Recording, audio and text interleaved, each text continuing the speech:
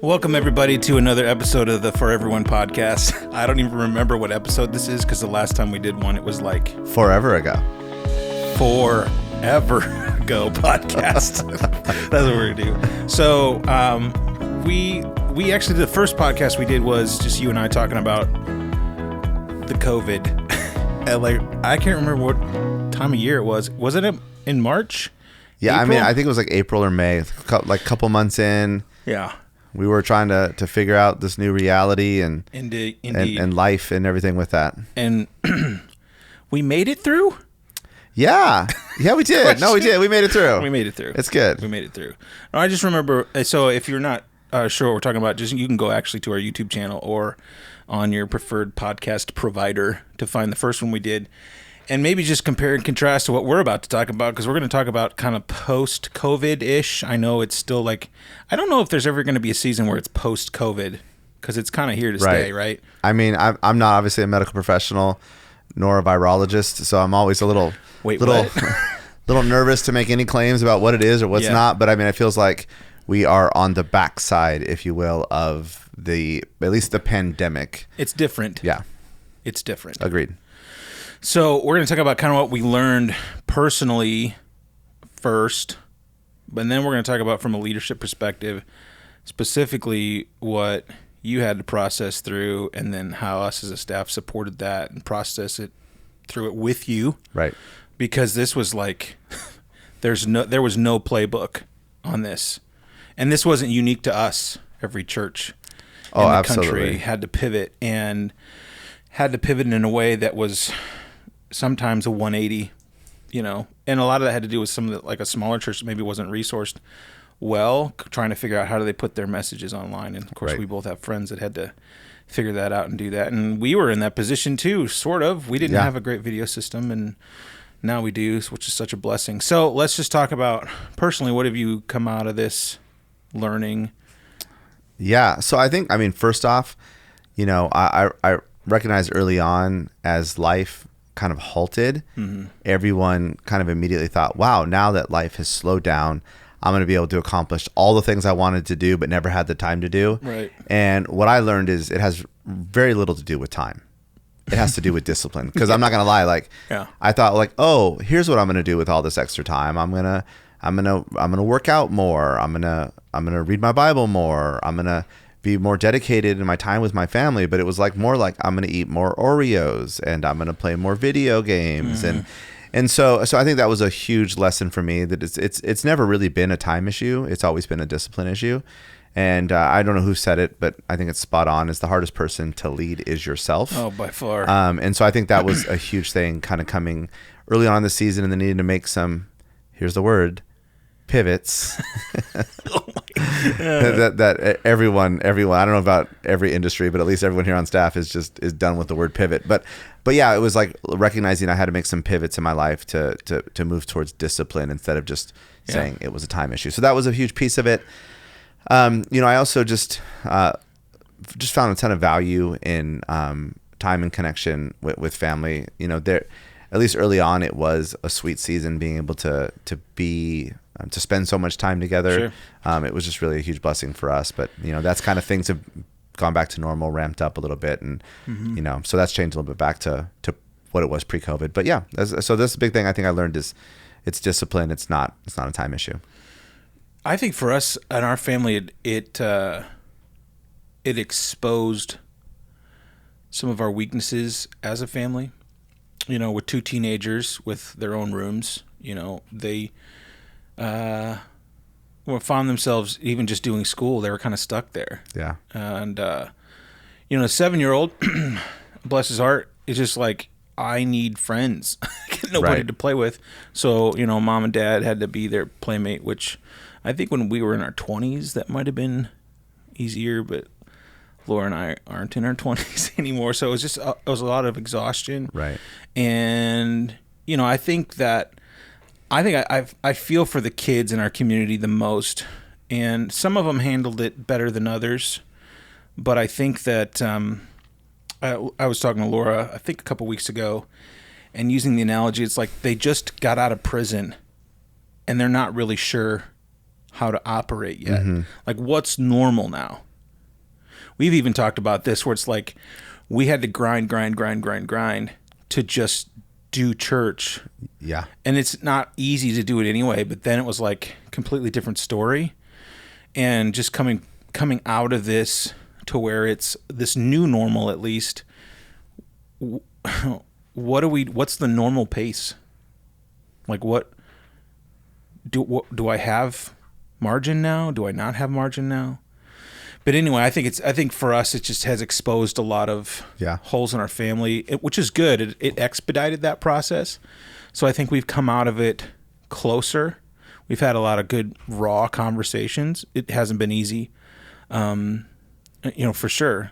And I got fatter. So it's literally like, when you start school, it's like the freshman 15. Yeah, dude. I've joked it's like literally the COVID-19. Like I think I've solidly put on 19 pounds in this past season. And again, I think, but that ties into, it's not time, it's not discipline, it's discipline. Yeah. And even as you talk about what is this new normal look like? What's my rhythm? What's my routine look like? Well, it's going to be all encompassing, because if we don't have the discipline, other things are going to take priority. Other things are going to eat into our time. Other things are going to be demanding for our attention. And so I think again, even as life has ramped back up and things have gone back to some semblance of normal, there is immediately that tension. Yeah. Like how do you manage your time? How do you take care of this? Because everything now is vying for your attention, your energy, your insight, your extra work, whatever it might be. Do you think that there is a renewed appreciation for boundaries at this point? Can I say yes and no? Mm-hmm. I think some people, this season has kind of affirmed the importance of boundaries. Mm-hmm. Early on, obviously forced. Yeah. And then kind of through the process, recognizing that boundaries are good. I think as things have opened up for some people, it has been like, maybe for extroverted people, it's like, I want to get all the people I can. And it's like any boundaries kind of went by the wayside.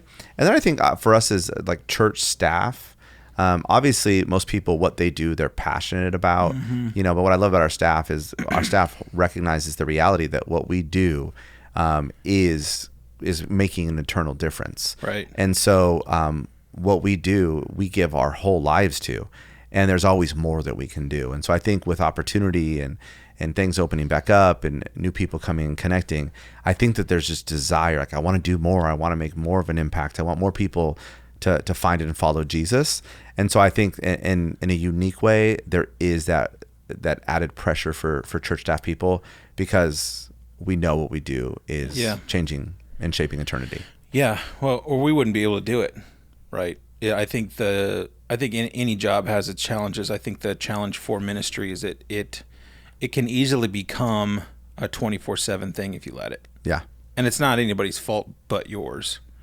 I mean, you just have to learn how to shut it down, which I'm not exactly the poster child for. But yeah, you're so passionate about seeing good things happen. What would you say has been kind of like the major theme for your neighbors, people in your influence? What have been some struggles that people have gone through, and have they come out the other end, and have they not? Yeah. So, I mean, I think the hard thing about like this season is, and you kind of touched on a little bit, like, maybe what has happened to your family has been expedited in this season. Yeah. But they were kind of underlying issues maybe before COVID.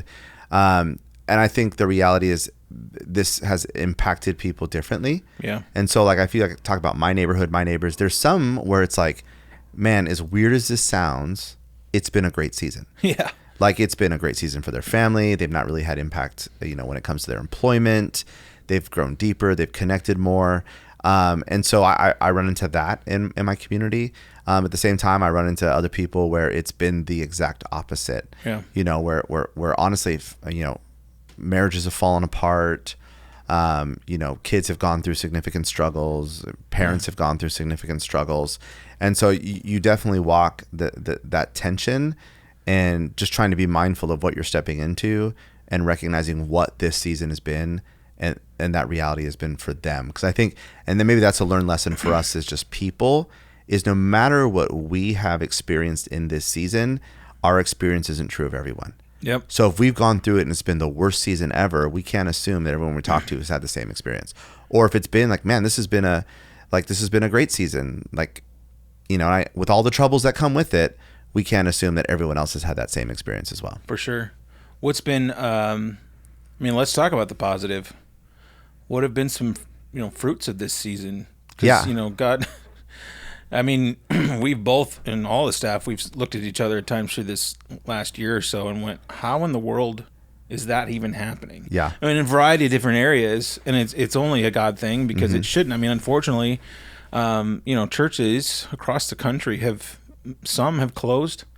Some are really, really struggling. Yeah. Attendance is down, and whether they were able to pivot or not. That's what we need to do. The Friends thing, pivot. Anyway, what have some fruits been? Yeah. Well, let's like right off the bat, the most important ones. 2020 broke a 32-year dry spell. The Dodgers won the World Series. Sure. So 2020 God was good and gracious in that. The Lakers won an NBA championship. So for the LA sports fan, 2020 was a solid year. And so totally. Well, you needed it. People in LA needed it, and really the reason is because you need to have something to cling on to, because living in Southern California is not. To be fair, it is the city of angels. So, but anyways, all joking aside, I am really excited that my team's won. So that was a good part of 2020. That was kind of fun. But I think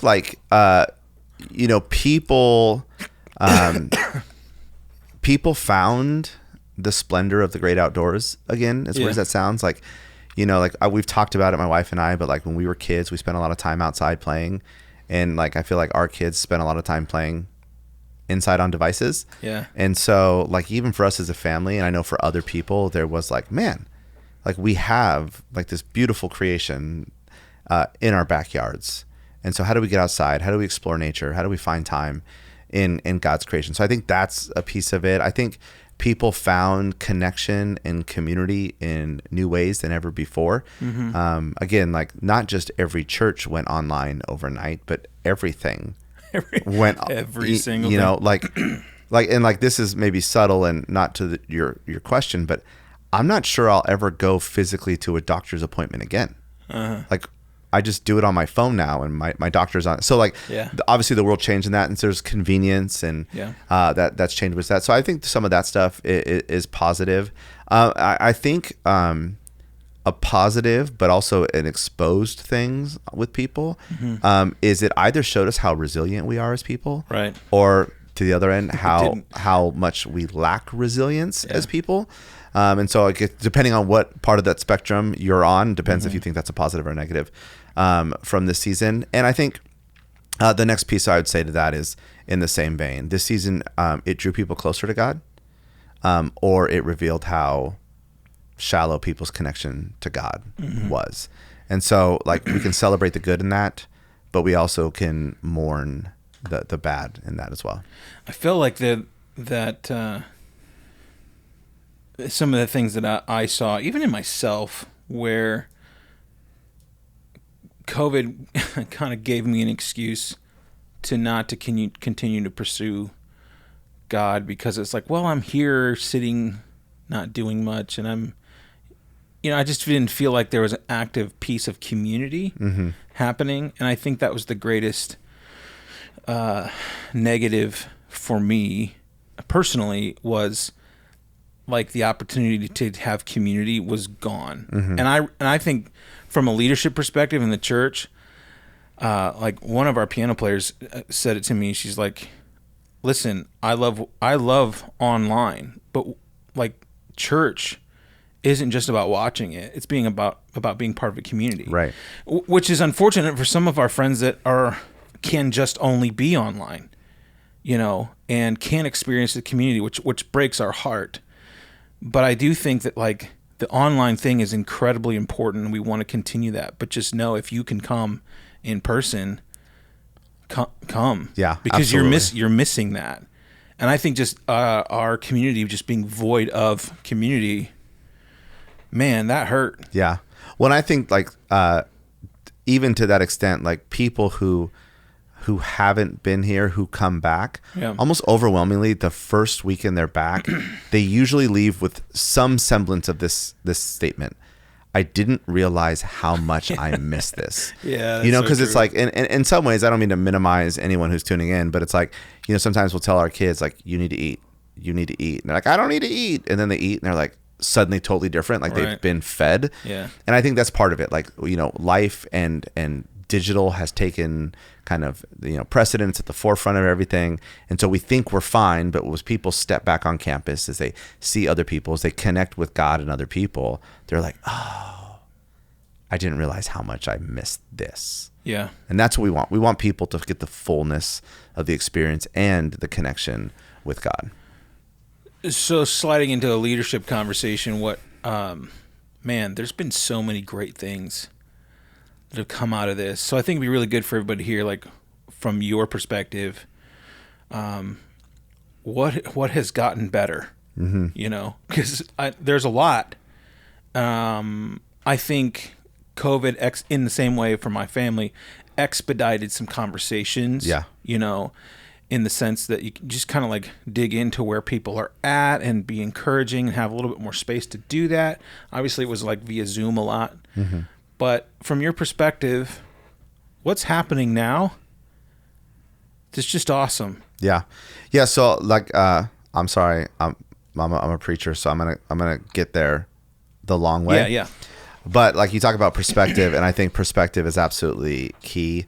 Like this morning, as part of my daily devotion time, I'm reading through Mark, and I was on Mark chapter 4. Right. And, you know, it's a very familiar story. Jesus is out on the boat. The storm, you know, breaks out. The disciples start freaking out. They're like waking up Jesus, like, what are you going to do? And Jesus, you know, gets up and he rebukes the wind and he rebukes the waves, and the disciples are just taken aback because of even the waves and the wind. They listen and obey Jesus.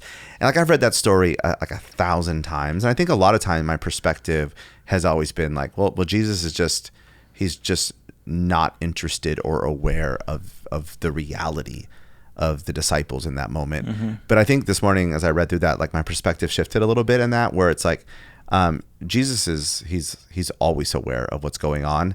The reality is what seems like a storm for the disciples so good. Yeah. is like a gentle breeze for Jesus. And so I think the first thing that comes with the perspective shift is to recognize, even though for so many of us, this past season has been a storm, like we serve a God who's in control.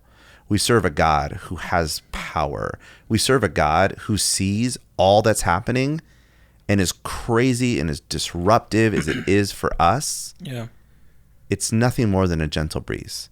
He's got it. And so I think that's part of what this season has been, because, you know, when this thing went down, it was like no one knew. Like no one knew what the next week was going to look like, 2 weeks, 6 months, let alone 18 to 20 months, however far we are in this now. Like, but Jesus is in control. God is in control. And so I think what we're seeing on the backside of COVID is the fruits of that reality. We're seeing, you know, people, and we talked about this 2 weeks ago, but, you know, baptism weekend, you know, we're baptizing someone who literally they've been tuning in online, and their first time on campus was they came to get baptized, you know, and so like that wouldn't have happened. Online's definitely become a little bit of the front door for us. It is, yeah, and it's like, if check out if we're weird first, right? Like you normally, if you think about church shopping 10 years ago, honestly, in many ways, 3 years ago, you know, you would go visit other churches. You'd maybe leave your kids at home because you didn't want to pack them up and bring them all over the place, and you'd find one or two you like, and then maybe you take your spouse, and then you decide. But like that's all happening online, and so. You know, what another piece of that's really encouraging is by the time we meet people physically, they're like, this is my church. Like, how do I get plugged in? How do I start contributing towards the mission? Because they've been watching for 2 months, for 4 months, for 6 months online. So that's been a huge win. I think obviously because of the technology, our reach, and we've talked about this before, it's greater than ever. We have people that tune in from other states. You know, and that creates some tension because we do want them to get connected in physical community. Absolutely. And how do we manage and navigate that? But we also celebrate the fact that the gospel is being preached and it's getting into people's lives. And so, I mean, that's most important, that people can hear, encounter, and respond to the good news of Jesus Christ. And so that's a win. Love to celebrate that. I think as we have kind of started to really gather back and gain momentum, heading here into the fall, I think that there is really what we're experiencing is a culmination of the unseen things that God has been doing that are like coalescing together into this beautiful, tangible, visible thing that we now see what he is doing. And that's where I think I've heard this before. I don't know who to attribute it to, but God is always working upstream. Like, and you see that, like, when it comes to even the Israelites, the water stops. It stops upstream. God is doing things that we can't yet see. And so I think that's really this season right now is showing what God has been doing upstream for the past year. Yeah. I can tell you, as one of the worship leaders here, when I'm on the platform leading songs, I honestly can't pinpoint a date for you, but I'm going to go ahead and say it's been the last 60 to 90 days. There has been a change in the people in the room. Now, to be fair, people were wearing masks. So I didn't know if they were singing. They were all mean mugging me, maybe. But I can say that without a doubt, it hasn't been a one-off where, like, wow, people are really going for it. And so we're clear. As a worship leader, I don't judge the level of worship engagement by what I see with my eyes. And I don't even do it with my ears either. Like, I can't judge it, because sometimes people are sitting there and with their hands crossed or their arms crossed, and just God's doing some pretty incredible things, and they're silent. Right. But I can say whatever signs that I can see, when or Celeste or Maddie or whoever back off the mic, it's like, oh, yeah, you guys are like really singing. That has been not a switch. It's just, I think Lake Sawyer pre-COVID, and I was only here for 7-8 months before COVID hit, and leading worship here, and it was always good, but there's just like another layer that's happened, and it's been pretty incredible. Yeah, it's been fun. Yeah, it's been a fun season, and it's fun to be in the side where we're starting to see fruits of the labor of the last year. Yeah, students, man, we gotta give props to the students. Yeah, Tracy and the team, just there's an energy there that is just renewed, and we're seeing kids not only come to Wednesday night, and obviously middle school has been coming in the morning on Sundays. There's like this engagement happening. There's a fire and a passion. I mean, we kid around about it, but I think half of the production team, if not more, is made up of high school students. Oh, well, yeah, production team, greeting team, and I said this probably now 6 months ago, but our church, and we did a big thing this past weekend, and like 80 people signed up to serve, and if you were one of those people, thank you so much to be able to sign up to serve, to use the gifts. Yeah, it's huge. But literally prior to this, our church was being run on the backs of teenagers. Like, it was our teenagers who were willing to step up. And, yes, we have an adult in every kid's room, but it was usually a teenager that was next to that adult helping facilitate that ministry. And so we have seen our teens step up in huge ways, which as a former youth pastor, I love. People always like to say in church, like, hey, this is the next generation. But what we're seeing right now is what I used to always say as a youth pastor: you're not the next generation. You're this generation. Yeah. Like, this is, this is that not, couldn't be more true. Yeah. And so that's what we're seeing right now. Like, if you will, the next generation is pouring their hearts into this season. And what's fascinating is that this generation, the kids in high school, the last few years have been, kind of robbed. You've had 2 senior classes go through COVID. And I think the senior class just graduated had it a little better than maybe the previous one. But man, we're like, there's just a lot of things have been taken away, and I've just been so proud of like the prom. What do we call that? Unprompted. I mean, that was awesome. And just to see the kids, not only step up, but like own it. Yeah. You know, I was encouraged this past week. I happened to be back in the booth with all the production team, working with them, and we had one of our teenagers actually was called his dad, who was serving on the team that morning, and he called his dad and said, "Dad, this, and this is wrong with the broadcast. You guys need to fix it." So his dad called him down, "Hey, just FYI." And I'm like, here's a guy that's awesome. That's like, he's at home watching. He was going to come to the 10:45, but he already was watching that. And that's not an isolated incident. Yeah. At all. Then the kids camp. Yeah. And as we're filming this would have happened. I mean, a week ago. Yeah. A week ago. A week ago it started. I mean, that was an incredible experience. I think when all said and done, we had just shy of 90 kids here on campus for multiple days last week. And, you know, I'm in this like unique season where I have one kid who's in that ministry, one kid now who's in middle school serving in that ministry. And so it was just great to, you know, have my youngest come home and just like, man, she's great. Like she, apparently there was a slip and slide moment where like she had, I guess, a quote that was often requoted by many, but she stood at the slip and slide and she said, "I'm going to regret this later." Like recognizing if I go down the slip and slide, I'm going to regret this later. But I guess she turned to her leader and she shouted, "But I'm not going to regret this now." And like threw herself down the slide. And again, but the week was more than just fun, right? The week was, you know, hearing the good news and the message of Jesus. And so, but to see her come out and have fun and to know more about who her Savior is. And then for my oldest to be able to pour in to kids, and even this weekend, seeing families that we connected with for the first time as a part of that camp come and attend for the first time on a weekend. It was just amazing. And again, all of that is like, again, God is doing stuff. Like God is shaping hearts or changing hearts and changing lives. And so that's the excitement and energy that we get really, really worked up about. Well, what I've appreciated about just your leadership, and then that's filtered down to all of us, has been, what do we do just to be healthy? What does it look like to be healthy? And the rest will take care of itself. What does it look like to be a healthy church? What does it mean to be a healthy staff? What does it mean to be a healthy follower of Jesus? And that could mean a lot of things for different people. But I think that's been a focus for us, is just like pursue health. Yeah. And it's been super hard to do that.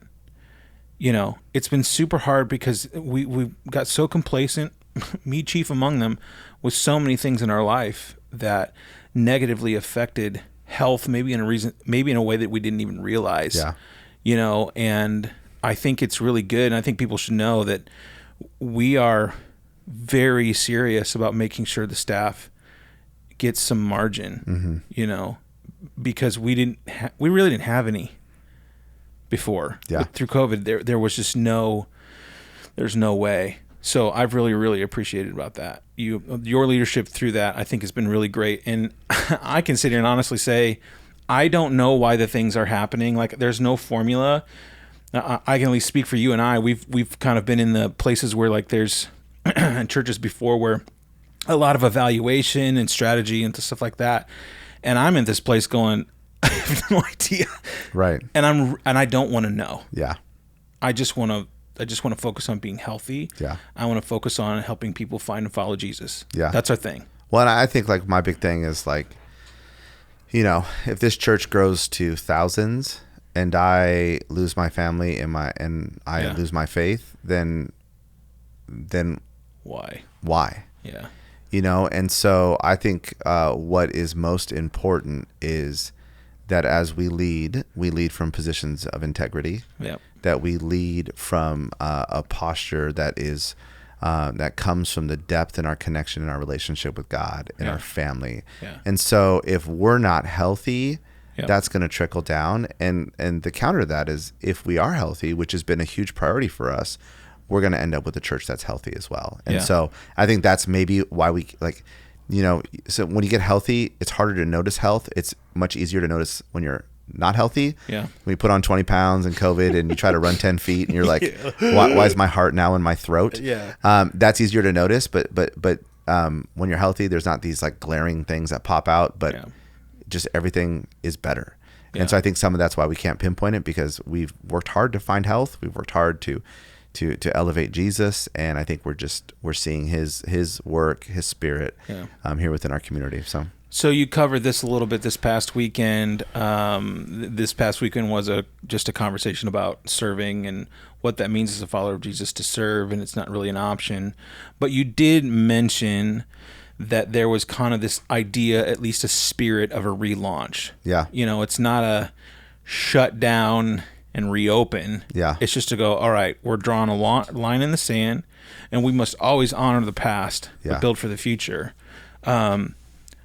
Relaunch is happening.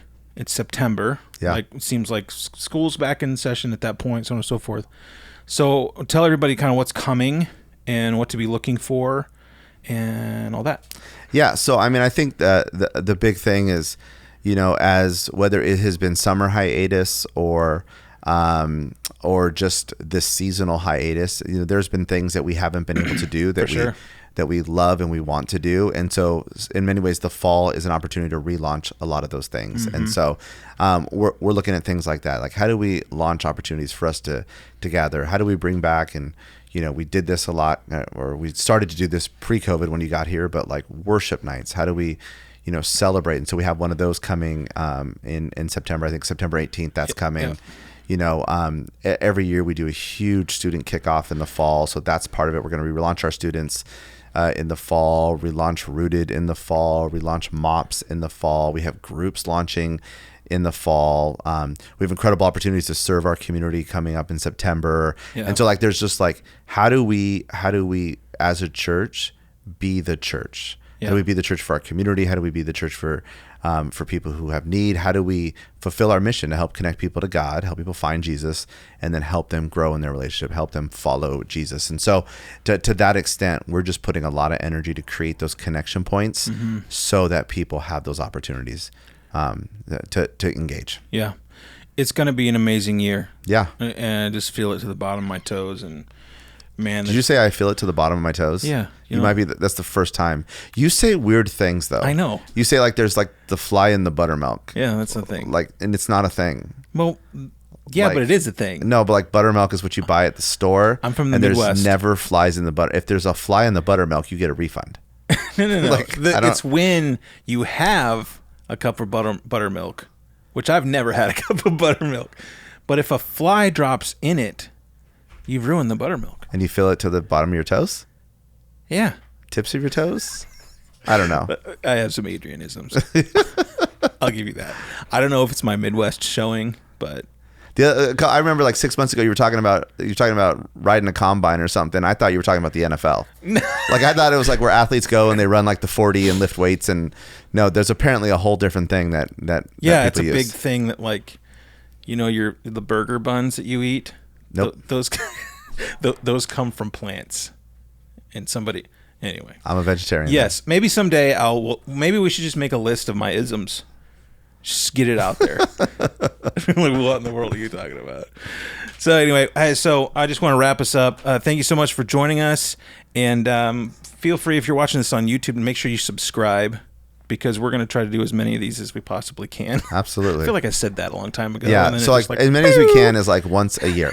Yeah. We'll see you next year, everybody.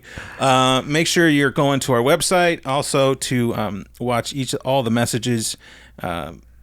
We have them cataloged now, all nice and clean. They look good. It's purty. It is purty. And make sure you stay connected. And also, if you're wanting to sign up to serve, to go to our website and click on serve. And it'll. I've been going back to the point. How many people did sign up? It's like 80. 80. I can't tell you what a great impact that will be to ministries around here. But we can't stop there. No.